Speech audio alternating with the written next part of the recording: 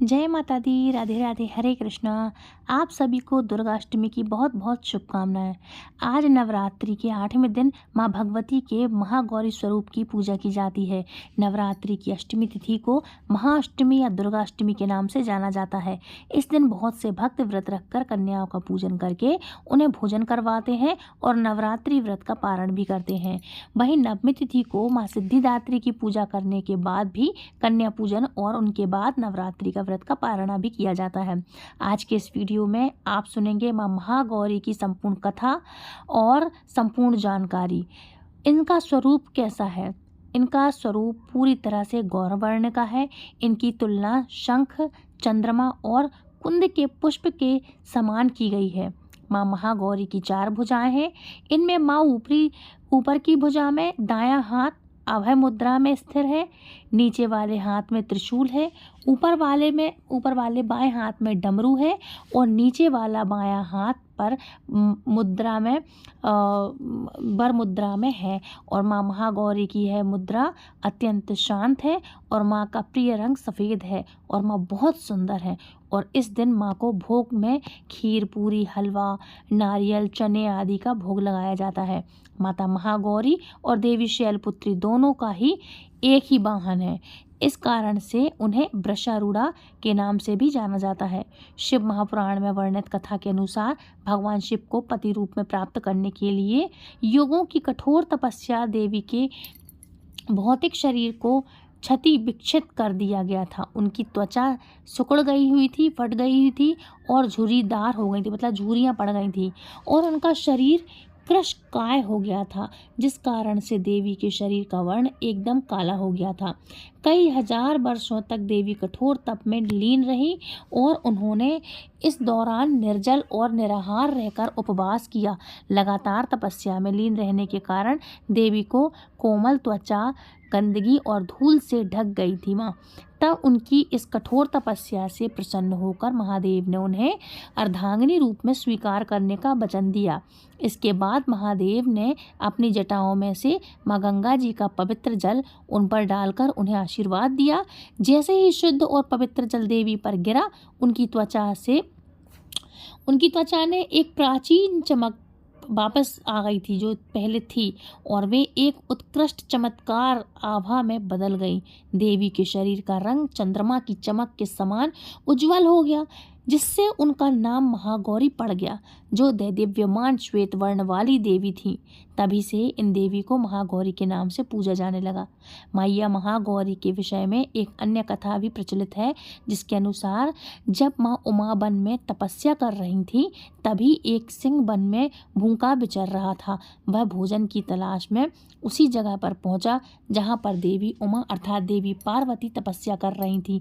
वे भगवान शिव को पति रूप में प्राप्त करने के लिए कठोर तप कर रही थी। देवी को देखकर सिंह की भूख और बढ़ गई, लेकिन वह देवी की तपस्या से उठने का इंतजार करते हुए वहीं उनके सामने बैठ गया। इस प्रतीक्षा में वह सिंह काफ़ी कमज़ोर हो गया। कई वर्षों के बाद जब देवी तप से उठी तो सिंह की दशा देखकर उन्हें उस पर दया आई। जिस प्रकार देवी ने तपस्या की थी, उसी प्रकार से एक तरह से माना जाए तो सिंह ने भी तपस्या कर ली थी। सिंह भी तपस्या में लीन था। तब देवी ने उसे आशीर्वाद देते हुए सदैव अपने साथ रहने का वचन दिया और देवी ने सिंह को अपना वाहन बना लिया। इस प्रकार से देवी महागौरी का वाहन सिंह और बैल दोनों ही माना जाता है। यह थी माँ महागौरी की कथा। सभी प्रेम से बोलिए मैया महागौरी की जय हो। अब बात करेंगे माँ के शुभ मुहूर्त के बारे में।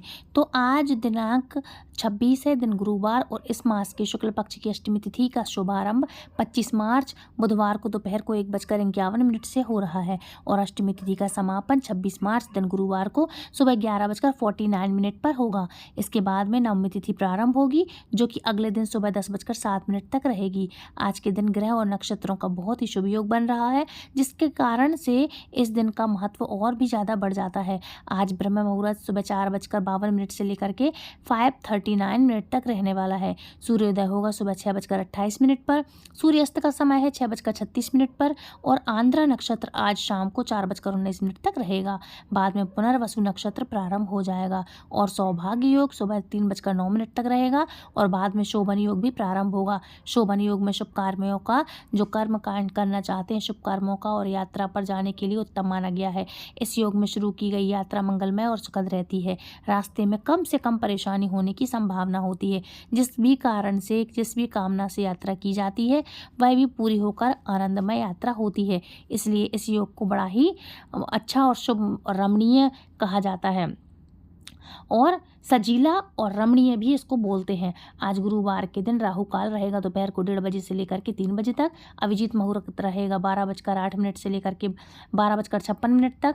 तो जो लोग आज अष्टमी के दिन कन्या पूजन करना चाहते हैं वे 6:20 से लेकर के 11:49 के बीच में आप कर सकते हैं और कन्या पूजन कर सकते हैं। अगर आप आज ही नवमी मना रहे हैं तो दोपहर को 12 बजे से के बाद से लेकर के शाम को 6:30 बजे तक, यानी कि सूर्यास्त से पहले नवमी या कन्या पूजन भी कर सकते हैं। माँ महागौरी की पूजा करने के लिए प्रातःकाल सुबह जल्दी उठ करके 5:08 से लेकर के 6:18 तक रहेगा मुहूर्त और सायंकाल मुहूर्त रहेगा जिसमें गोधूली मेरा का मुहूर्त रहेगा, वो रहेगा 6:34 से लेकर के 6:58 तक। और अगर बात की जाए समय की तो शाम को 7:46 तक आप शाम की पूजा कर सकते हैं। नवरात्रि की अष्टमी तिथि को माँ महागौरी की पूजा की जाती है और इसी नाम से ये प्रकट हुई थी। इनका प्रकट है कि इनका स्वरूप स्वतः वर्ण है और इनकी उपमा शंख चक्र और कुंद के पुष्प से की गई है। अष्टवर्षा श्वेत गौरी, यानी कि इनकी आयु 8 वर्ष की मानी जाती है। इनके सभी आभूषण और वस्त्र भी सफ़ेद हैं, इसलिए इन्हें श्वेतांबर धरा भी कहा जाता है। माँ की 4 भुजाएं हैं और ये तो मैंने आपको सब कुछ बता ही दिया है। माँ ने किस तरह से कठोर तपस्या की ये भी मैंने आपको बता दिया है।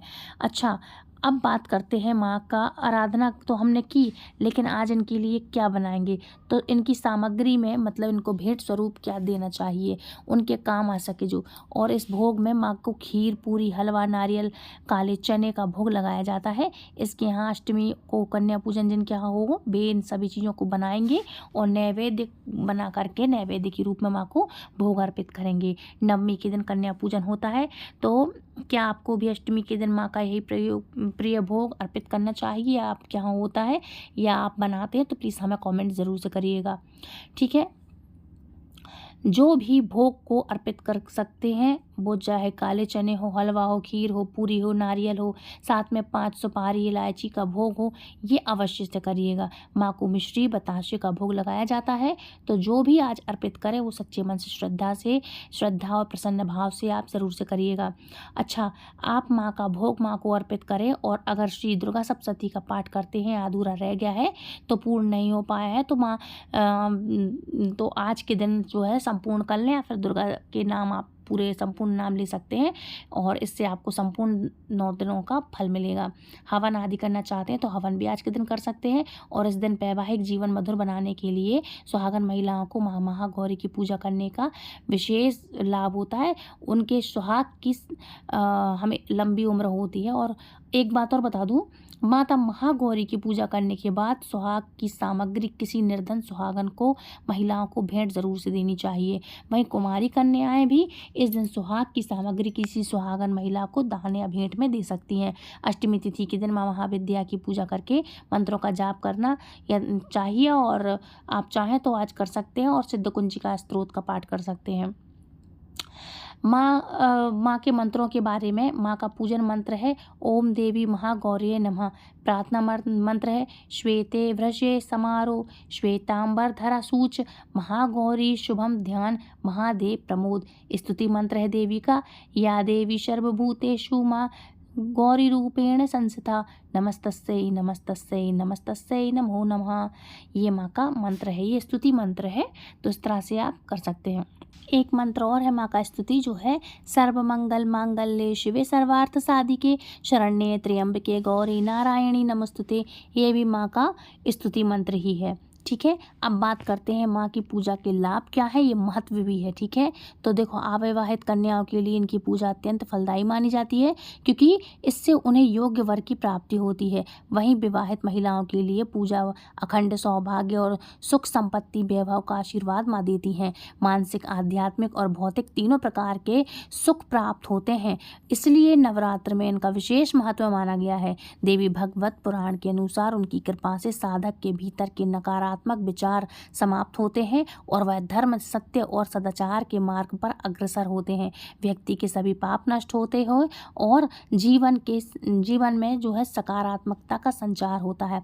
इसलिए हमें महागौरी की पाठ, पूजा, स्तुति, मंत्र जहाँ तक जो हो सके आपको करना चाहिए। ठीक है, तो ये इस तरह की इनकी जानकारी है। तो फ्रेंड्स, आई होप आज का वीडियो आपको पसंद आया होगा। संपूर्ण जानकारी मैंने आपको दी है। वीडियो पसंद आए तो please to like, share and subscribe. Hare Krishna, जय माँ महागौरी। आप सभी को नवरात्र की अष्टमी की हार्दिक हार्दिक शुभकामनाएं। माता महागौरी की कृपा आप सभी पर और आपके परिवार पर सदैव बनी रहे। जय माता दी, जय महागौरी, जय गौरी मैया की।